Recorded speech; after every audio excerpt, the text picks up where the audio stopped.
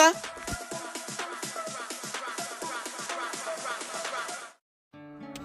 স্পোর্টে বইয়া সোহাগ মিয়া কতবার করে চাইছে দে গাড়িটা একটু চালাই।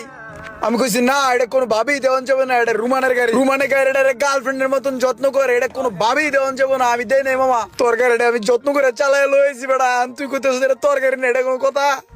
এডি আমার বুঝায় লাভ নাই। আমার যেটা ধারণা ভাইয়া হুনো, আমার মনে হয় তোরা দূরে গাড়িটা টান দিয়ে গ্যারেজে গেছস, যাইয়া মোশারফের কাছ থেকে আমার গাড়ির বডি ইঞ্জিন যেখানে যা ভালো ভালো জিনিস আছে সবকিছু চেঞ্জ কইরা পরে গাড়ি লই আইছস। আর হেই গাড়ি এখন আমার বুঝাই দিয়া কইতেছস এটা আমার গাড়ি, আর আমি এত সহজে এটা মাইনা নিমু? ইম্পসিবল ভাইয়া, এই গাড়ি আমি কোনোভাবেই নেব না।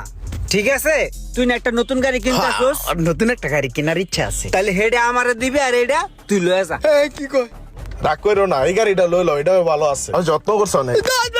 ফালতু কথা কস বেটা।